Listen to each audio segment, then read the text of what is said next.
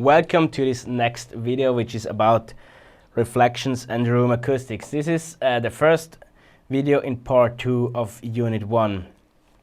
So let's jump right into it. Here we basically discuss what is actually happening when a sound wave hits the wall of a room.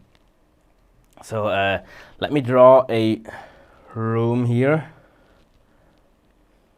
So we have this little house, we have a stage here. We have a speaker sending out sound into the room. So what we talk about here is basically what happens when a sound wave travels through the room and at some point it hits the wall. What is really happening here? When it hits the wall, it basically goes into the wall, and at the same angle it came into the wall, it goes out of the wall again back into the room. So as sound engineers, we try to avoid this effect as much as possible. Our goal is that the sound waves go into the wall but don't come out anymore, basically. And there is several different things we can change on the wall such that that the sound waves doesn't come out as strong as it went into the wall. So the first one is the surface. How does the surface of the wall look like? And the second one is material. So what material is the wall made of? In this video we will mainly talk about the surface. So again, what is basically happening when this wave is hitting the wall? I draw here some part of the audience sitting on a chair. So the sound goes out of the speaker, and a part of the sound travels from the speaker directly to the audience, to the ear of the audience. So this type of sound coming out of the speaker and coming to the ear directly is called direct sound.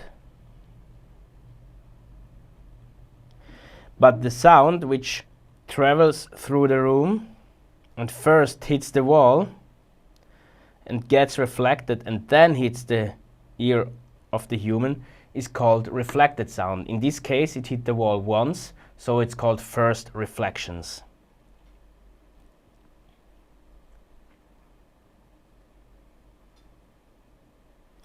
Then this goes on. Basically we have sound which hit the wall and it hits the wall or the roof or whatever a second time, and then it reaches the ear of the human.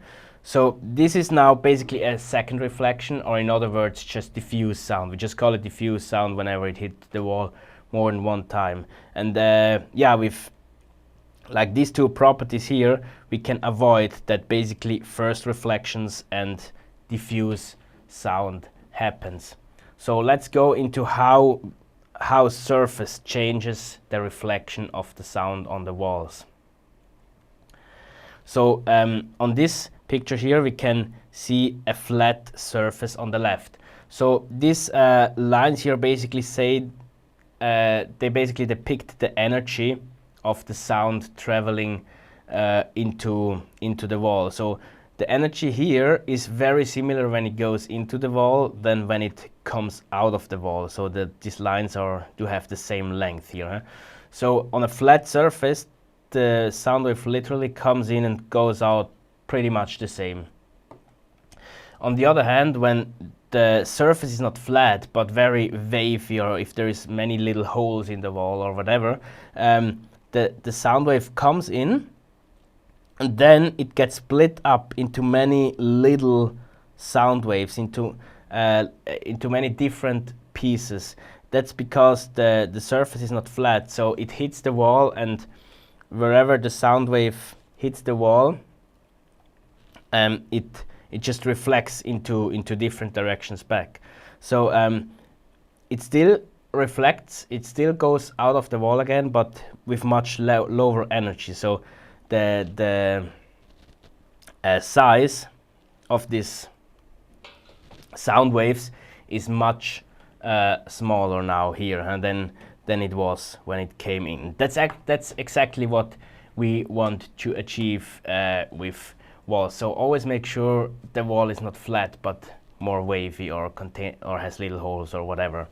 So here I again wrote down the three main things you should remember. There is direct sound, which is the sound coming from the speaker directly into your ear. Then there is first reflections.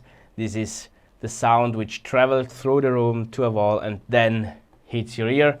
And the diffuse sound or the echo, which is basically the sound which hit more than one times a wall until it reached your ear.